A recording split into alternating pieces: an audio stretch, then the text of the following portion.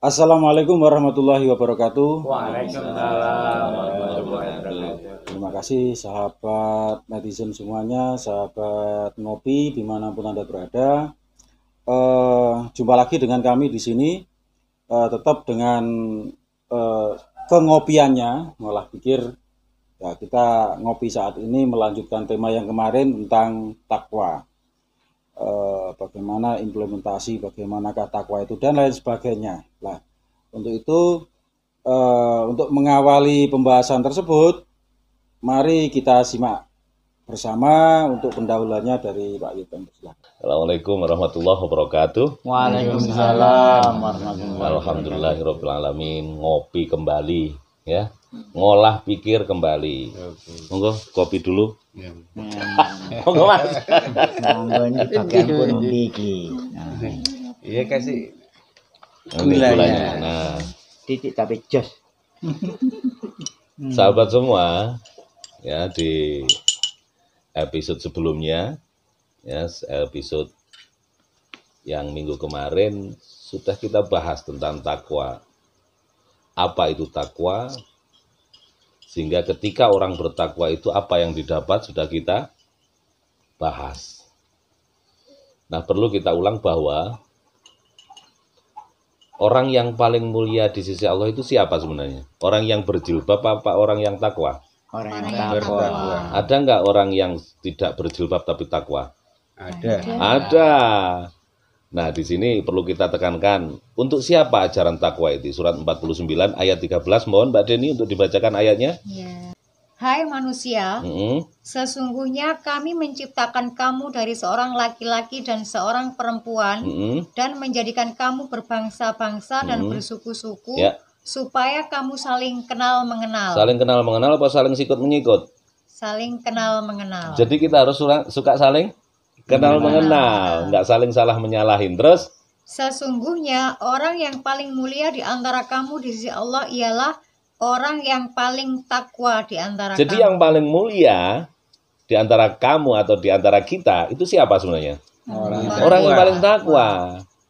Nah, siapa orang yang paling bertakwa? Minggu kemarin sudah kita jawab. Dibuka surat 3, 133, 134. Surat Al-Imran, ayat 133, 134. A'udzubillahi minasyaitonirrajim. Bismillahirrahmanirrahim. وسارعوا إلى مغفرة من ربكم وجنة عرضها السماوات والأرض أعدت للمتقين الذين ينفقون في السراء والضراء والكاظمين الغيظ والعافين عن الناس Wallahu yuhibbul muhsinin. Coba Mbak Deni artinya. Dan bersegeralah kamu kepada ampunan dari Tuhanmu dan kepada surga yang luasnya seluas langit dan bumi yang disediakan untuk orang-orang yang bertakwa. Jadi surga yang seluasnya seluas langit dan bumi itu disediakan untuk siapa? Orang yang bertakwa. Orang yang bertakwa. Karena yang paling mulia di sisi Allah adalah orang yang paling bertakwa. Lalu apa perilakunya orang yang bertakwa? Terus? Yaitu orang-orang yang menafkahkan hartanya baik di waktu lapang maupun sempit. Jadi kalau pelit, takwa enggak? Ya. Di ayatnya, orang yang bertakwa ialah orang yang selalu bersedekah baik di waktu lapang maupun sempit. Yang lapang aja susah. Apalagi Yang sempit. tapi pengen menjadi orang yang bertakwa. Nah, ini kasus. Makanya kalau ingin menjadi orang yang bertakwa, harus tahu apa yang harus dikerjakan, yaitu selalu bersedekah baik di waktu lapang maupun sempit. Terus? Dan orang-orang yang menahan amarahnya. Suka menahan amarah. Coba Mas, kalau suka uring-uringan, apakah termasuk orang yang bertakwa? Bukan, tapi sholat gitu loh. Nggih, mangga salatnya niku. Terus Dan memaafkan kesalahan orang. suka maafin kesalahan orang.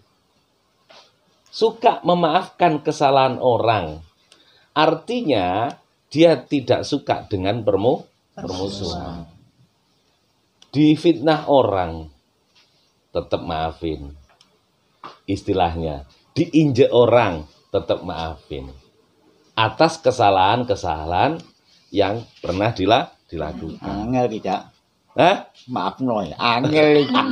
Tapi Iya. piye kudu takwa. Malah banyak juga yang sampai mengatakan, oh sampai mati kon gak tak sepuro. Duh, kalau sudah seperti itu, berarti dirinya sudah disetorkan ke neraka. Dirinya sendiri loh sudah disetorkan bahwa tidak ingin masuk surga karena sampai sumbar, sampai mati loh gak tak sepuro. Saking apanya? Saking egoisnya. Merasa dirinya paling benar, merasa dirinya paling baik, merasa dirinya paling suci, sehingga ketika sudah bermusuhan dengan mertuanya, bermusuhan dengan suami atau dengan istrinya, atau budene bulekne, akhirnya muncul, oh sampai mati yo, kon gak tak sepuro. Ada nggak seperti itu Mas Gangser kira-kira di sekeliling kita? Ada. Nah ini yang bahaya. Terus Terus tuturan angel.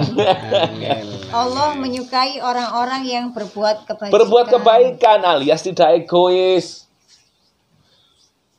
Wong tidak egois itu yang dipikirkan pasti kebaikan orang lain. Tentu untuk kebaikan dirinya ketika dia berbuat kebaikan kepada orang lain, maka sebenarnya dia sedang berbuat baik untuk diri sendiri. Maka itulah orang-orang yang bertakwa, selalu sedekah, selalu nahan amarah, selalu memaafkan kesalahan orang dan selalu berbuat baik. Maka kita disuruh sembahyang agar supaya bisa melakukan itu. Gitu loh. Kalau nggak melalui proses sembahyang susah. Maka di surat 2:21 Ya ayyuhan nasu ubudu rabbakumul ladzi khalaqakum min qablikum la'allakum tattaqun. Wah, artinya Hai manusia, sembahlah Tuhanmu yang telah menciptakanmu dan orang-orang yang sebelummu Agar kamu bertakwa. tuh. Jadi kita disuruh sholat agar Takwa. selalu sedekah, nahan amarah, maafin kesalahan orang dan selalu berbuat baik. Ketika puasa, surat 2 Al-Baqarah 183. Ayo. Marah. 2, 1. Ya ayyuhalladzina amanu kutiba alaikumus siyamu kama kutiba alal ladzina min qablikum la'allakum tattaqun lagi. Artinya coba. Hai orang-orang yang beriman, diwajibkan atas kamu berpuasa sebagaimana diwajibkan atas orang-orang sebelum kamu agar kamu bertakwa. Jadi kita disuruh berpuasa agar supaya apa? Selalu sedekah, nahan amarah, maafin kesalahan orang, berbuat baik. Ada nggak orang yang sudah berpuasa tapi peliknya minta ampun? Masih ada Tuh. banyak. Ketika Pak Irfan mau haji, punya tujuan nggak? Iya. Apa tujuannya? Ya pingin ya beribadah bertakwa. Surat 2, 197 Al-Baqarah. Monggo dibuka. Surat Al-Baqarah ayat 197. Musim haji adalah beberapa bulan yang dimaklumi. Barang siapa yang menetapkan niatnya dalam bulan itu akan mengerjakan haji, maka tidak boleh rafats, berbuat fasik, dan berbantah-bantahan di dalam masa mengerjakan haji. Terus? Dan apa yang kamu kerjakan berupa kebaikan, niscaya Allah mengetahuinya. Terus? Berbekallah. Kita disuruh bekal, bawa bekal. Bekalnya apa ini? Terus? Dan sesungguhnya sebaik-baik bekal adalah takwa. Loh. Jadi bekalnya haji, jerigen apa takwa? Ndoh. Iki biyen nek kae sangu jerigen ya. Sejuku bisa make. Ben kupluk putih. Padahal ketika kita haji, tujuannya adalah agar supaya kita menjadi orang yang bertakwa. Jadi ketika sudah mengetahui ritual-ritual yang ada di Baitullah, di Madinah, dibawa pulang. Dijadikan sebuah perilaku. Apa itu tawaf, apa itu sa'i, apa itu namanya wukuf. Ya kan? Sehingga dijadikan sebuah perilaku di rumah. Apa? Yaitu selalu sedekah, nahan amarah, maafin kesalahan orang dan berbuat baik. Jadi hasil dari ketika naik haji dijadikan sebuah perbuatan di rumah. Ketika tidak dijadikan sebuah perbuatan, tidak akan mendapatkan fasilitas yang namanya gelar haji mabrur.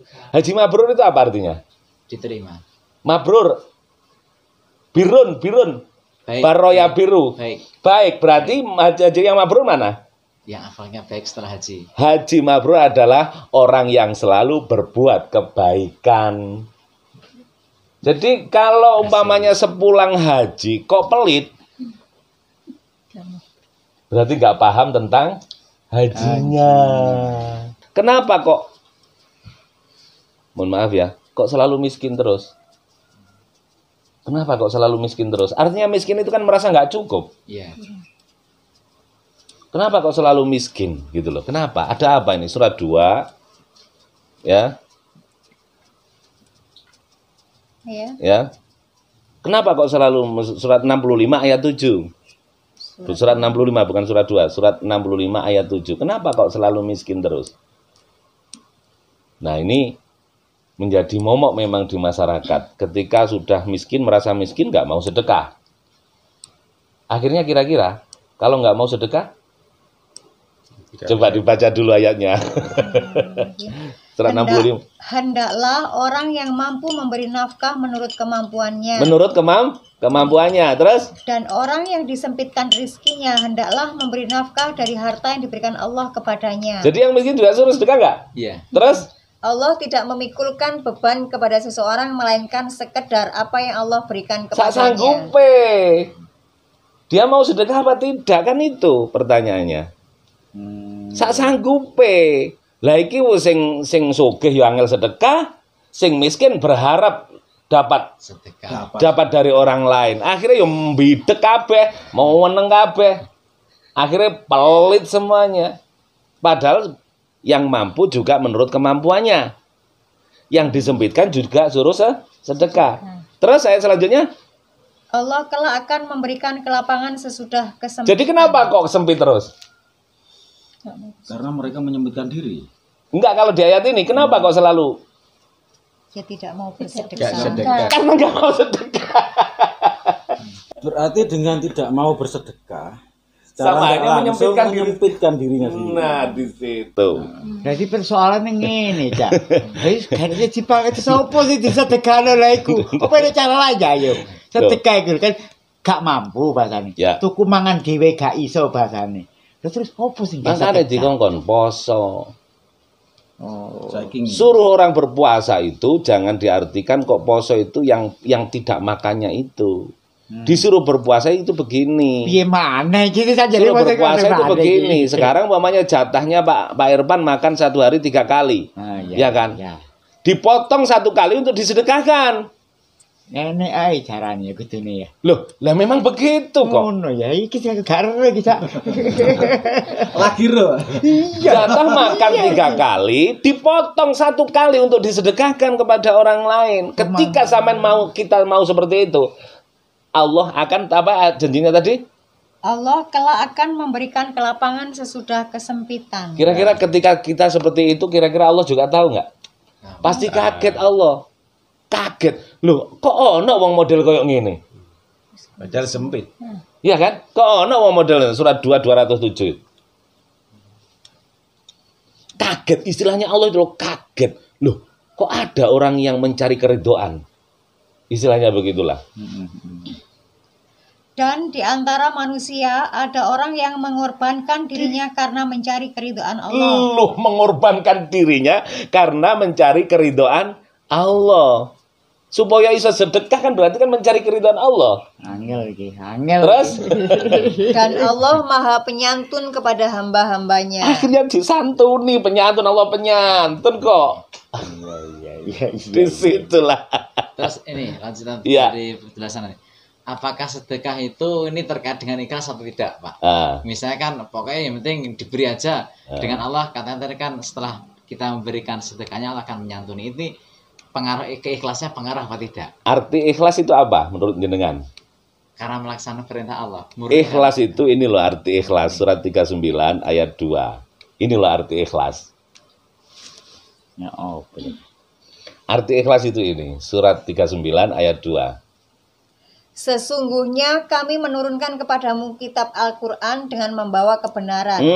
Maka sembahlah Allah dengan memurnikan ketaatan kepadanya. Memurnikan ketaatan, arti memurnikan ketaatan di situ bahasa Arabnya apa? Mukhlisol lahuddin. Mukhlis itu orang yang mukhlis. Berarti ketika kita sedekah sedang memurnikan ketaatan. Jadi mau urusan ikhlas gak? Mas ikhlas yang pemahaman yang jenengan sekarang ikhlas itu adalah hasil. Padahal ikhlas itu adalah perbuatan. Ketika kita sedang memberi atau kita sedang sedekah, itu namanya ikhlas, memurnikan ketaatan. Memurnikan ketaatan berarti kan mengikuti ayat tadi. Selalu bersedekah baik di waktu lapang maupun sempit. Berarti sedekah harus dipaksa nggak? Iya. Di situ loh. Tapi kalau ada tendensi gimana? Apa? Ada tendensinya. Itu permasalahan kenapa kok ada tendensi? Kenapa kok suka ada tendensi? Ya sakjane bahasane ikhlas tapi ya awu iki. Kenapa kok ada tendensi? Wong nek ada tendensi pertanda arang-arang sedekah.